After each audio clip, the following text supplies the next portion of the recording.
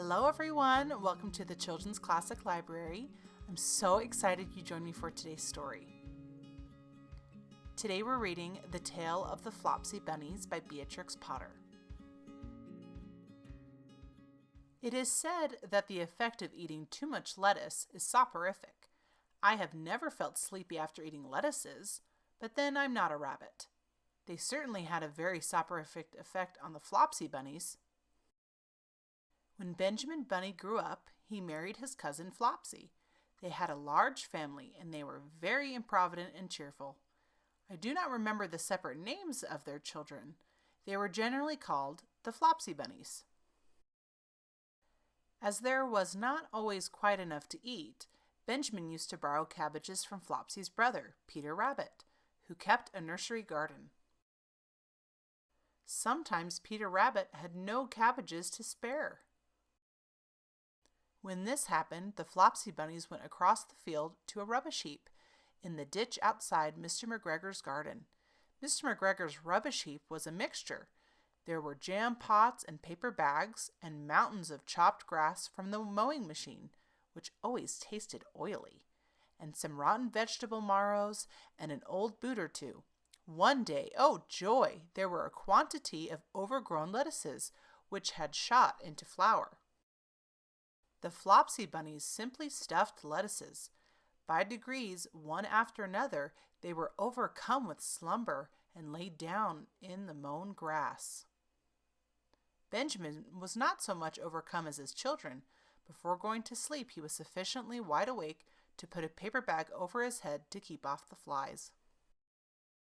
The little Flopsy Bunnies slept delightfully in the warm sun.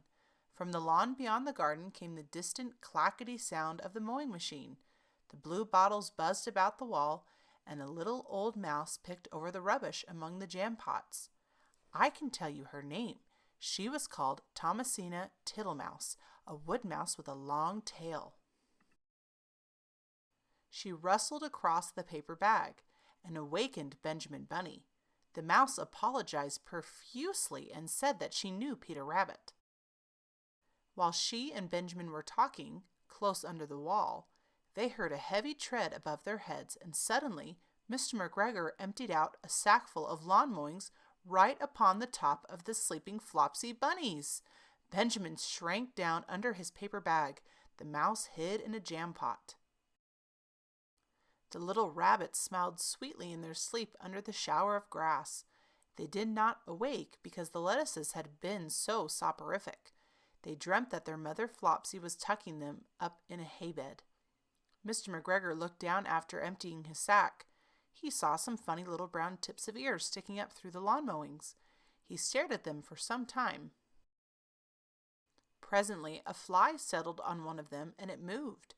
Mr. McGregor climbed down onto the rubbish heap.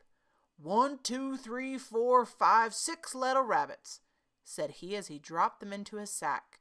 The Flopsy Bunnies dreamt that their mother was turning them over in bed. They stirred a little in their sleep, but still they did not wake up. Mr. McGregor tied up the sack and left it on the wall. He went to put away the mowing machine. While he was gone, Mrs. Flopsy Bunny, who had remained at home, came across the field. She looked suspiciously at the sack and wondered where everybody was. Then the mouse came out of her jam pot, and Benjamin took the paper bag off of his head, and they told the doleful tale. Benjamin and Flopsy were in despair. They could not undo the string. But Mrs. Tittlemouse was a resourceful person. She nibbled a hole in the bottom corner of the sack. The little rabbits were pulled out and pinched to wake them. Their parents stuffed the empty sack with 3 rotten vegetable marrows, an old blacking brush, and 2 decayed turnips. Then they all hid under a bush and watched for Mr. McGregor. Mr. McGregor came back and picked up the sack and carried it off. He carried it hanging down as if it were rather heavy. The Flopsy Bunnies followed at a safe distance. They watched him go into his house, and then they crept up to the window to listen. Mr. McGregor threw down the sack on the stone floor in a way that would have been extremely painful to the Flopsy Bunnies. if they had happened to have been inside it. They could hear him drag his chair on the flags and chuckle. 1, 2, 3, 4, 5, 6 little rabbits, said Mr. McGregor. Eh, what's that? What have they been spoiling now? Inquired Mrs. McGregor. 1, 2, 3, 4, 5, 6 little fat rabbits, repeated Mr. McGregor, counting on his fingers. 1, 2, 3. Don't you be silly. What do you mean, you silly old man?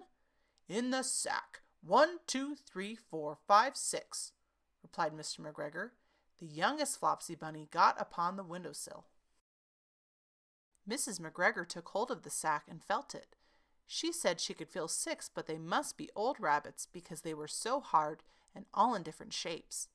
Not fit to eat, but the skins will do fine to line my old cloak. Line your old cloak, shouted Mr. McGregor.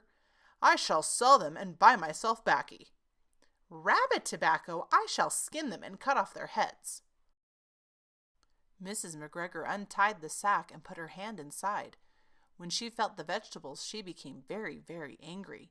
She said that Mr. McGregor had done it a purpose. And Mr. McGregor was very angry too. One of the rotten marrows came flying through the kitchen window and hit the youngest Flopsy Bunny.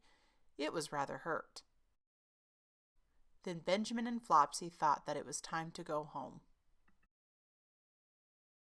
So Mr. McGregor did not get his tobacco, and Mrs. McGregor did not get her rabbit skins.